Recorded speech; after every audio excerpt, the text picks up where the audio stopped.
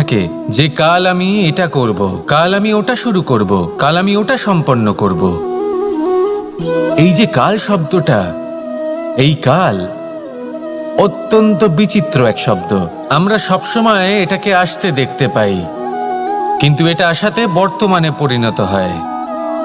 আবার আজ নতুন কাল দেখতে পাই, তার জন্য অপেক্ষা করি যখন সেটা সামনে আসে, বর্তমানে পরিণত হয়।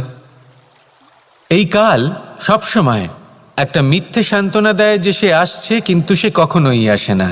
যেটা আপনার হাতে রয়েছে তা হলো আজ, বর্তমান। তাই যা করার আছে, যা সম্পন্ন করতে চান, যা শুরু করতে চান, আজ করুন, বর্তমানে করুন। কারণ আজ আপনি যা করবেন সেটাই আপনার ভবিষ্যৎ নির্ধারিত করবে। ভবিষ্যতের বিষয় ভাবতে থাকলে ভবিষ্যৎ সুন্দর হবে না। আজ কর্ম করতে হবে। তাই আজ বর্তমানে জীবনযাপন করুন, কর্ম করুন, আর আমার সাথে ভালোবেসে বলুন, রাধা রাধা। পঞ্চম তত্ত্ব, আকাশ, নব, ব্যোম। আসলে কোনো ভ্রম নাকি সত্য? ভ্রম তো হতে পারে না, কারণ ভ্রমের মধ্যে কেউ বাঁচতেই পারে না। আর যদি সত্য হয় তাহলে এতটাই বিশাল যে আমাদের চোখের থেকে, আমাদের ইন্দ্রিয়ের থেকে, আমাদের মস্তিষ্কের থেকে, আমাদের চিন্তা ভাবনার থেকেও অনেক ঊর্ধ্বে, যাকে আমরা বুঝতেই পারি না।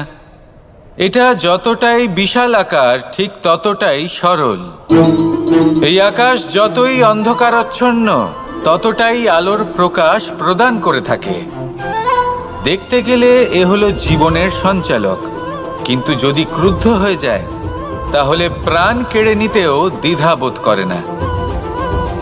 এই আকাশ শুধুমাত্র পৃথিবী লোক নয়, বরং এই সমগ্র ব্রহ্মাণ্ডকে, এই সমগ্র সৃষ্টিকে, এর প্রত্যেকটা তারাকে, প্রত্যেকটা গ্রহকে একটা বিশেষ স্থান প্রদান করে। এর নিজের কোনোই অস্তিত্ব নেই, কিন্তু সকলকে অস্তিত্ব প্রদান করে। এটাই হলো এই আকাশের মাহাত্ম্য। এই আকাশে হলো মাহাত্ম্যের প্রতিরূপ, যা আমাদের ভাবনা দ্বারা উৎপন্ন হয়। আপনিও আকাশের মতো এই বোধকে আপন করে নিন। আপনার জীবনও আকাশের মতন মহান এবং বিশাল হয়ে উঠবে। আর তখনই মন সুপ্রসন্ন হয়ে বলবে, রাধা রাধা। আপনার থেকে বড়, আপনার থেকে মহান হলেন সেই গুরু। এটা কি আবশ্যক যে সেই গুরু কোনো ব্যক্তিই হবেন? কখনোই নয়।